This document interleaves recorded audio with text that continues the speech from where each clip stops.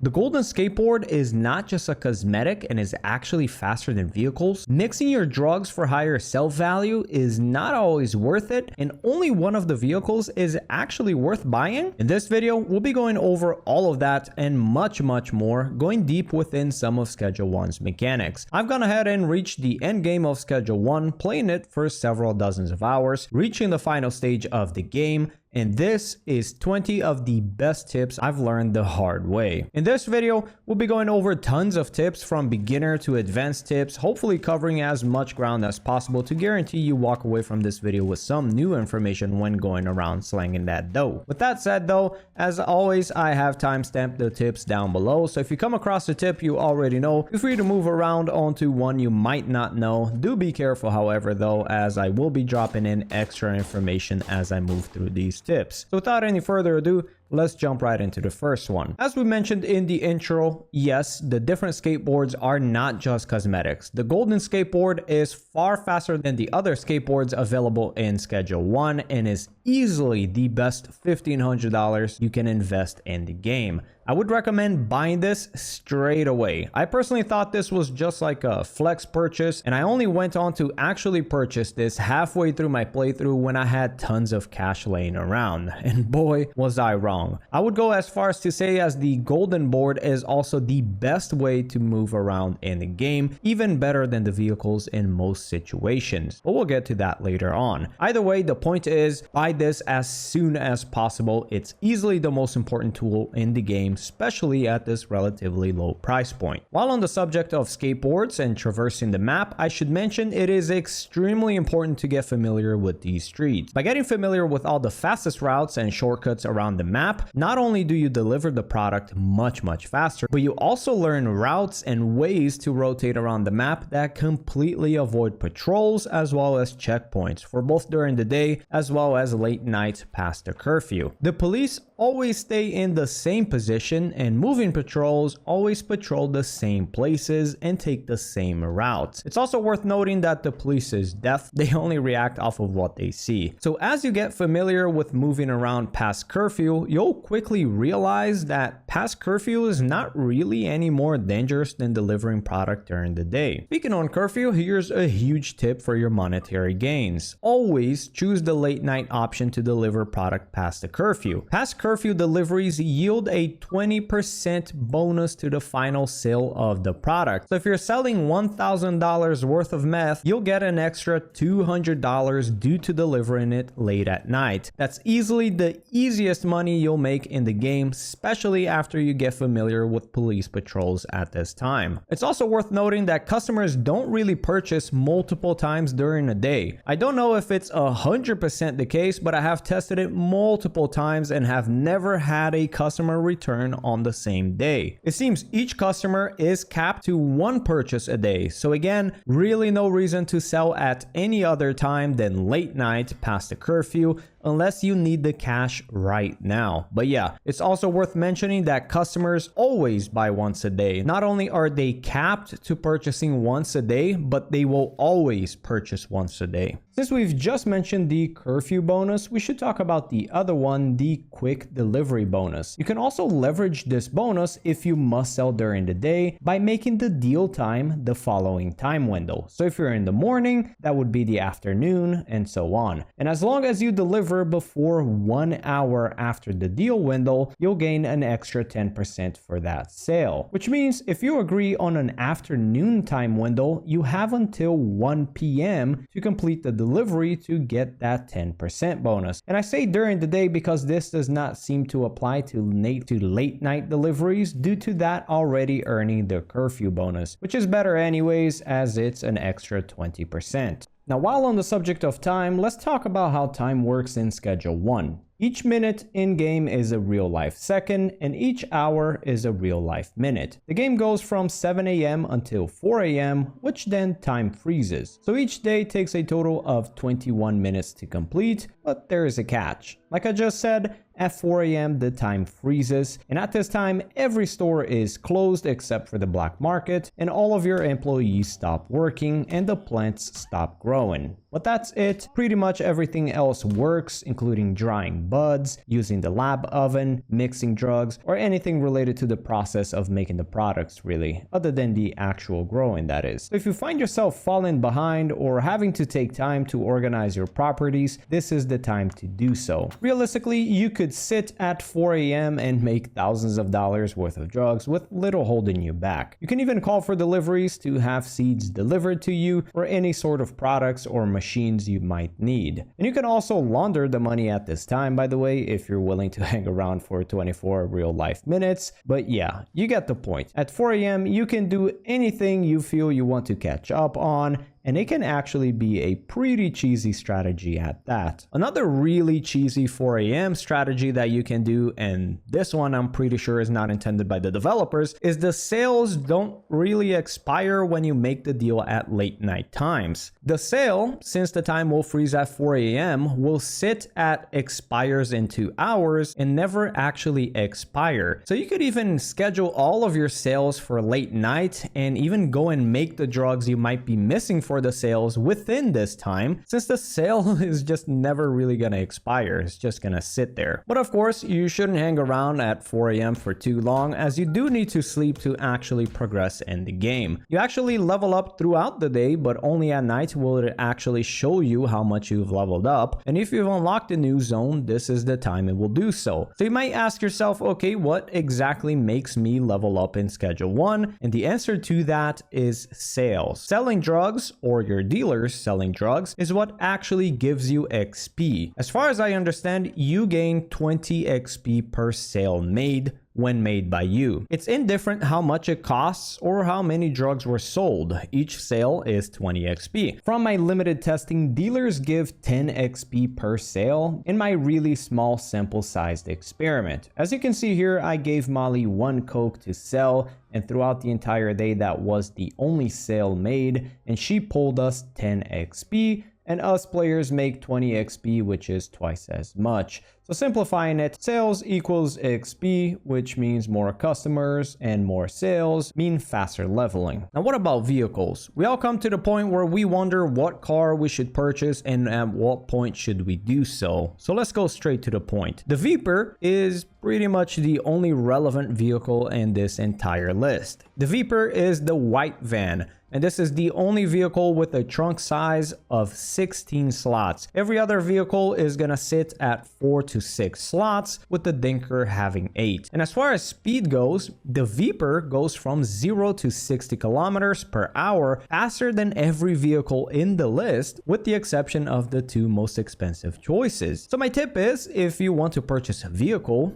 just buy the Viper. You can go and buy the Cheetah in the end game if you really want to, but you'll come to find that you're not really gonna use the vehicles that much. You'll just likely rely on your skateboard most of the time. It's also a million times easier to both take shortcuts as well as avoid police patrols past curfew time with your skateboard. As far as at what point you should purchase the car, I'd recommend buying the vehicle either around the time you purchase the barn, if your goal is to use the vehicle to move items around, or wait until you reach the suburbia zone if you intend to use a vehicle for sales. I'll say though, I've maybe used my vehicle a handful of times. It's really not necessary at all, but to each their own. If I could go back in time, I would not have spent any money in vehicles until I hit suburbia. Alright, so let's go ahead and talk about some money and drugs. You'll quickly come across the mixing mechanics in the game, and you'll likely be very overwhelmed and confused about it at first. So to simplify it, you mix random ingredients with your drug in the mixing station, and that will increase the value of your drug and give it a specific effect. And then you can go ahead and continue to mix the drug you've already mixed with different ingredients. This creates millions of potential drug seeds, so you might be thinking, what the heck should I mix my weed with? Well, thankfully,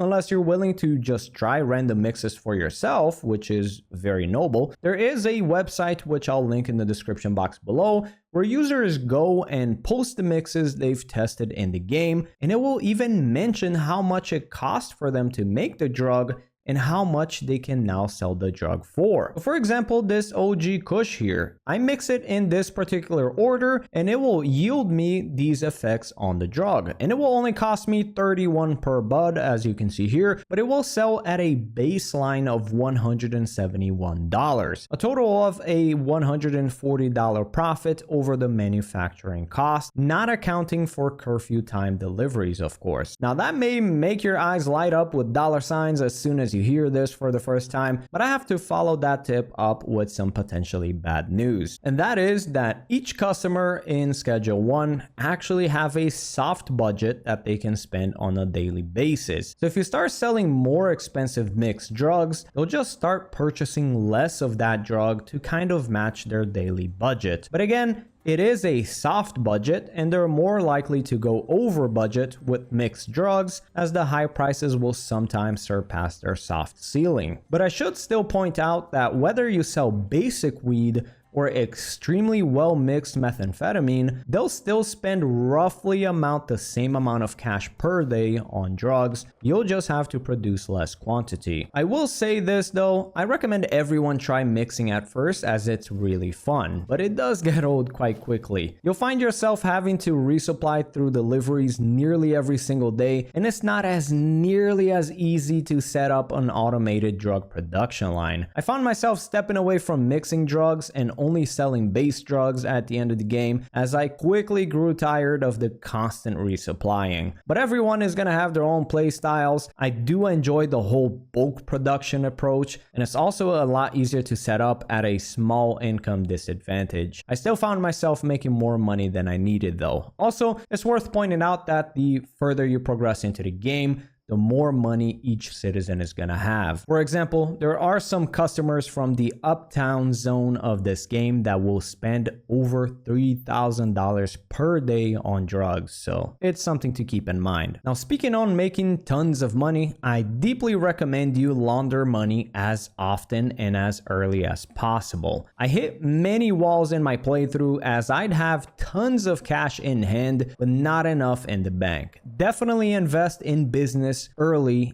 and often. Now, what about additives to our plants, such as speed growth, PGR, and fertilizer? I'd recommend always fertilizing your plants right away from the start. Increasing the quality of your products will make sure your customers are always satisfied, which will allow you to progress through the game quicker and is well worth the investment. And it will of course spare you some of the customers getting pissed off by the product's quality. And as far as speed growth and PGR goes, yeah, just hold those off all the way until you're making coke, because when you're producing coke, the plants grow extremely slowly and they yield very little amount of leaves. That's where these additives come into play. I still didn't really use speed growth much though, but I always use PGR on the coke to produce more quantities. And I did find that kept a steady flow going in my production line. Now, speaking on production line, here's a very basic tip that will save you tons of time. And yes, I feel absolutely stupid that I only realized this late in the game. You can select multiple stations with mouse 1, then edit them all equally in bulk, including setting a final destination. And yeah, I feel so stupid not realizing this earlier, but hopefully this can help someone. Speaking on bulk, what about when you produce far more drugs than you can sell? I found this to be much more present in the mid game, where I'd have tons of cabinets stocked up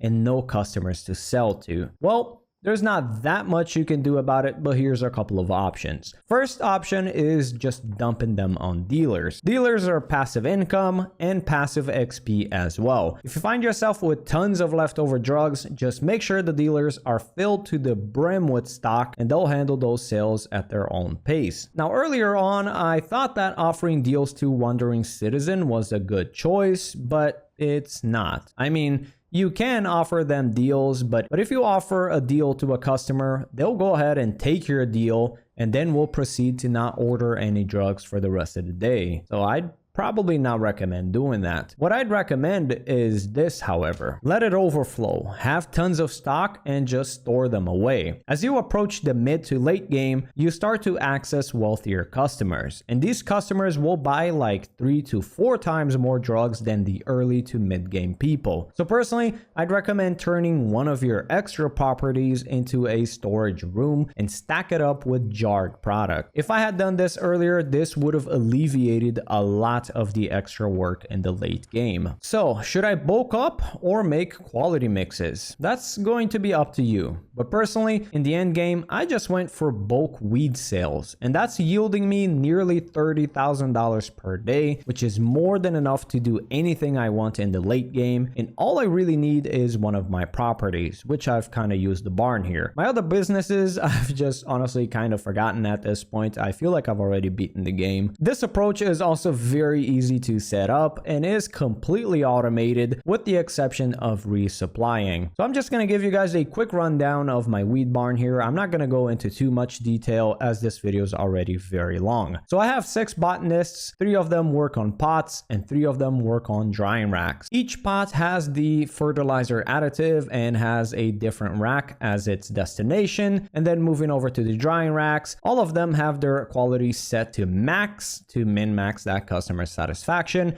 And after the quality has reached the maximum, their destination is going to be half of the drying racks go on one cabinet and the other half go on the other. Then I've got 3 handlers and each have their own packaging station. And they have the following routes. 3 routes that go from the cabinets, which I store jars, into their specific packaging station. And then I give them 2 more routes from the cabinets at which the drying racks leave the buds, which also go into their packaging station, of course. And then on top of that, each packaging station has a final destination into a different cabinet to store the finalized product, which I then just come late at night and grab to go sell past curfew. So it's very, very easy to do, and all you need to do is just make sure the supply cabinets are topped off, and the rest is good to go. With that, I make around $30,000 per day, and this is just about enough to sell to all of my customers. But yeah, you could probably turn one of the other properties into a weed shop as well, and that will make you much more weed than you can even sell off. Now, to close off this video, let's go over 4 quick bonus tips, which I wasn't sure if I was going to include, but it's definitely worth noting. Always hire a dealer right away. That's pretty much a given. But what's not a given is if you're mixing a specific type of drug, for example, an energizing drug, it may be in your best interest to give a dealer only customers that are interested in that effect, which is energizing in this example. And then you go ahead and you fill your dealer stock with that product in specific. It is said that dealers make more money this way, but this is like min-maxing to the limit. Honestly, I've never even tried this. I've just seen some people mention it. Now, to buy a weapon or to not buy a weapon. I have played Schedule 1 for several dozens of hours now, and I have been in one fight that entire time, which I just whooped his ass with my own bare hands. And honestly, combat is nearly non-existent in this game. Unless you're constantly trying to scam your customers or serving poor quality products, you're not really gonna need a weapon. Now, as you purchase more and more product from your suppliers and pay them, your relationship with them will improve, and eventually you'll be able to purchase as much product as you want without any limits. It's worth noting that as well. And finally, to spare you a little bit of stress, if a character kind of breaks, give them a nice knuckle sandwich and they'll usually straighten up and work as intended. So these are 20 tips I've come across my full playthrough of Schedule 1. I've completed the game as far as I can see it. I'm just messing around in it at this point, and I'm very excited for this game's future. But I hope you guys learned something from today's video. Thank you all very much for watching, and I'll be catching you guys on the next one. Peace!